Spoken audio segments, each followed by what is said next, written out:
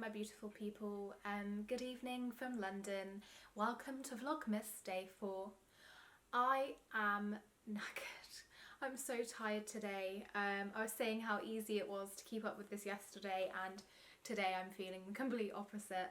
I've just finished filming a little very quick and simple Christmas nail tutorial for you. It's been another long day at work. I had lots of niggly problems today.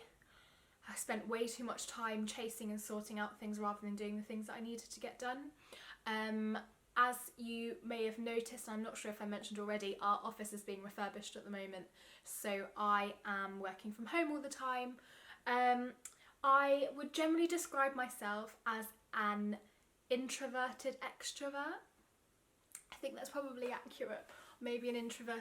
Yeah, no, that's probably right. An introverted extrovert. So I like being around people, but I also like being alone too. I'm comfortable in front of people as long as it's like smaller groups.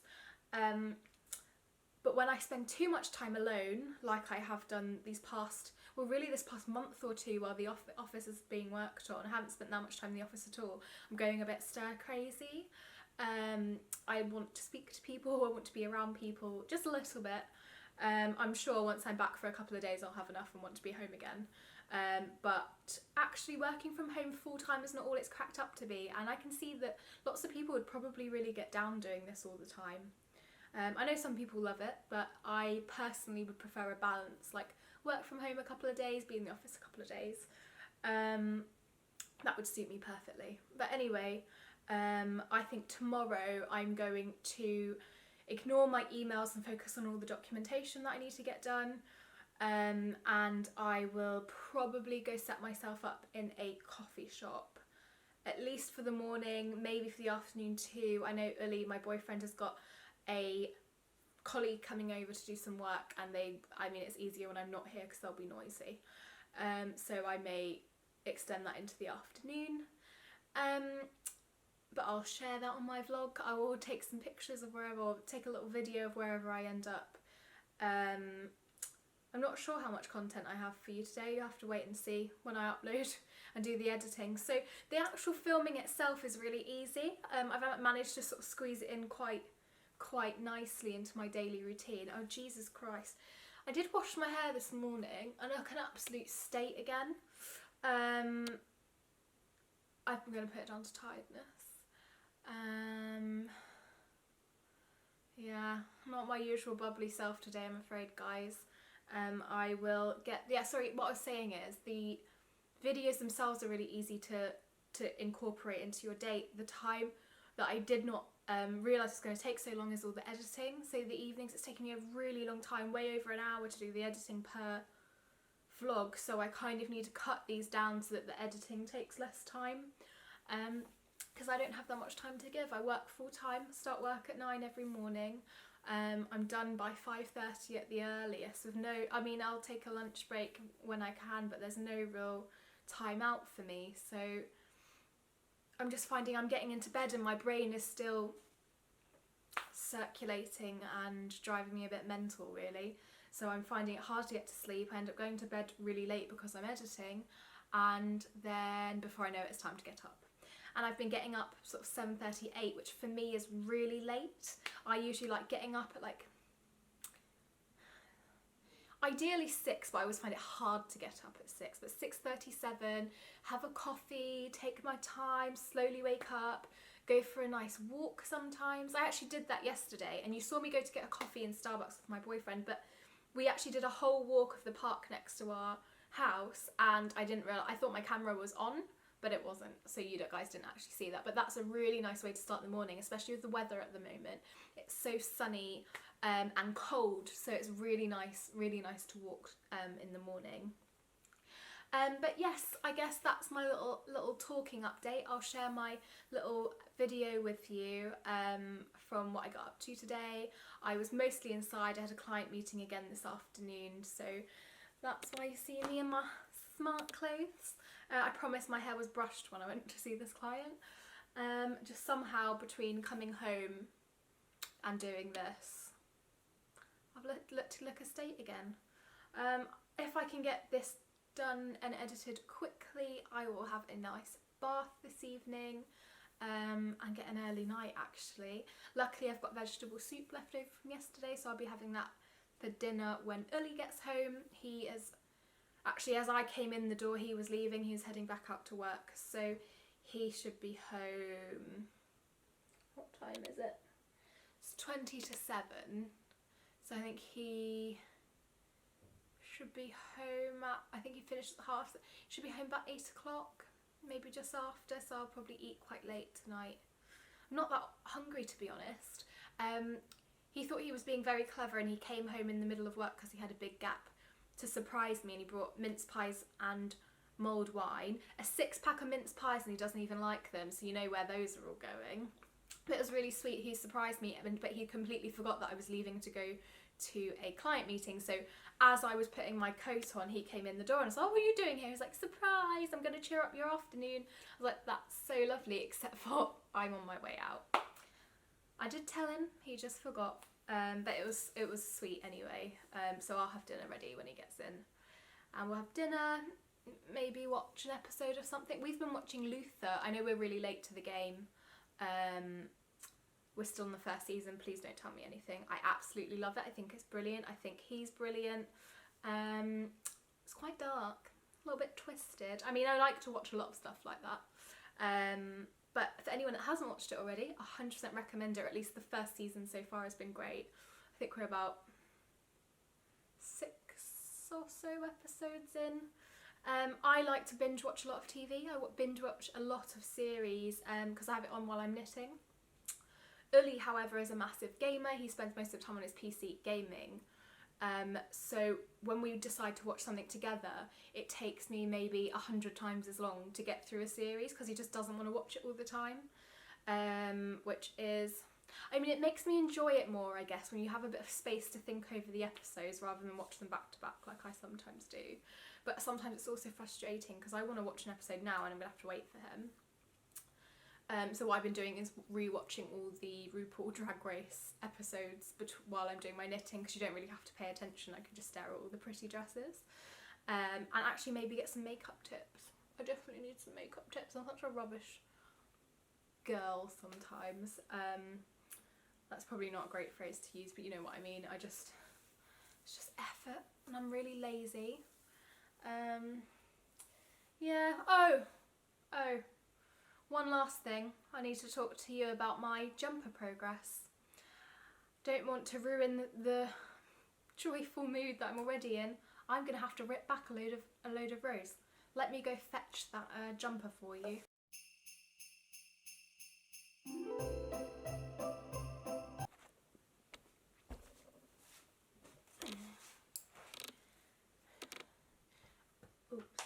Okay, so a pet peeve of mine is when people show projects that they're on and they're halfway through a row, and I'm halfway through a row, but there's a reason it's like this. Halfway through this row, I realised that I'm going to have to undo a third of the colour work. So if I just show you...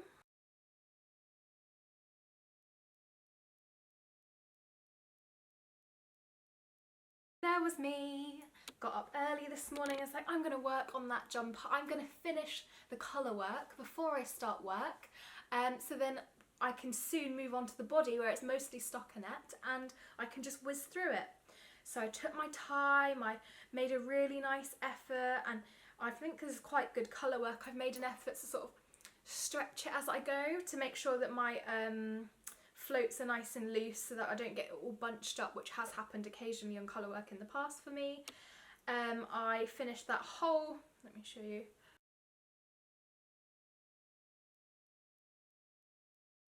whole bottom leaf this morning. And then I go up to my instructions, like, right, what do I do next? I'm reading down and it says X amount of rows from this point, it says X amount of rows from the new yoke row count, you should start shaping for the armholes. Shit. So I've gone back and I've counted it out, and now the rows are numbered in the colour chart, but the new yoke row count starts before the colour chart. So you have to literally count the number of rows, add it onto the chart, and then work out where on the chart you should start shaping for the arms. Now it does have this little thing next to the colour work where it said, now move on to the colour work chart. Please read ahead to see about any, and the other instructions, whatever. So when I read that, I sort of skimmed down the first sort of section and it said nothing about increases. I was like, oh, well, that's fine. I'll just do the colour work and then obviously the armhole shaping happens after that. No, sir. To be honest, right, part of it's my fault because it did say to read ahead. Hands up, fine, that's on me. I don't think it's the clearest. I don't read patterns ahead. I don't. I'd say that I know I should, but I don't. And it did say, oh, make sure you read ahead for anything. And I just read the first section, but the other section after that was the one that told you about the arm shaping increases at the same time. Basically, I've got to rip out about 8 rows of colour work. Ripping about 8 rows isn't the biggest deal, except for it was colour work. It took me a while, I took my time with it. I'm going to end up probably in knots because of you've got the colours in, the 2 colours that I've gone back and forth with. And also, it's just really demoralising. I thought, oh yeah, I've finished that section. And I have gone back and tried to think about it and see if I can pick up stitches down the side and increase. It's too much faff, mate. I think I need to just rip it back. But now that this has happened, it's just put me off doing it at the moment. I don't even want to touch it. That's great, isn't it? Day 4 and I don't even want to touch the jumper anymore.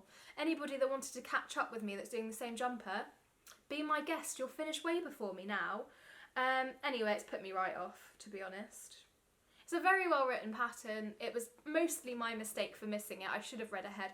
But also they could have put a little mark on the chart, be sure to check your increases at this point, because they all start from row 28, but not row 28 in the colour chart, row 28 from the beginning of the yoke. Anyway, I think it could have been explained a lot clearer in the pattern.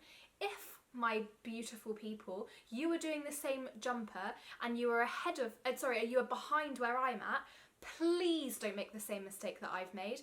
Have a look. Work out when it is. I think it's 28, 30 or 32 rows into the new yoke section, because there was already a row count that was yoke, then there was a new yoke section. It's very confusing. I mean, it's not very confusing, it's a little bit confusing, and if you're rushing through something, it's very, very easy to miss. Okay, that's fairer. It's not a mistake in the pattern, it does tell you to check, but it's very easily missed, and I think that it could have gone the extra mile and identified it in the chart, because you scroll down and follow the chart, you're no longer looking at the instructions 10 pages above it.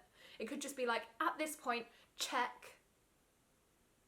when you should do the armhole, from the smallest size when that starts, check from here. I don't think that's that much extra admin, and it would have made a lot of sense. Anyway, rant over. It's not massively the pattern's issue. Most of it is the fact that I'm really annoyed about it. So, in other news, I think it's fantastic. It's so beautiful. That holly, and I really like the dusky pink background that I've chosen. I just think it's so gorgeous. The one other thing I would say though, and it's super pernickety, I don't know if you can see here, you can see that pink stitch. So obviously when you make the bobble, the first stitch you go into for this particular one is pink. I think one of these is green anyway.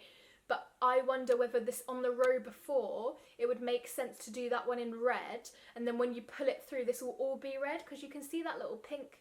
Maybe if I pull it tighter you wouldn't see, but I still think that it would make way more sense to do a red one first. Just a thought, something you can play around with, but again, that's super picky and no one's going to be noticing that. It's just something that I thought. I'm really happy with those nails. It's so simple and you don't have to be very artistic. I can't paint or draw to save my life, and I think that little holly looks so cute. Not sure how well it shows, but it's so glittery, and I did a really pale French manicure base. I've actually only finished it on one hand. This one's only got the base on it. Then I did a clear white glitter over the top. And then I did just a little, I used the little end of a pencil. Anyone has an end of a pencil. And just did 3 dots for the berries, and then a little smush on each side with green for the leaves, for the holly. And now it's going to match my jumper. I wanted to do like really crazy red and green and gold.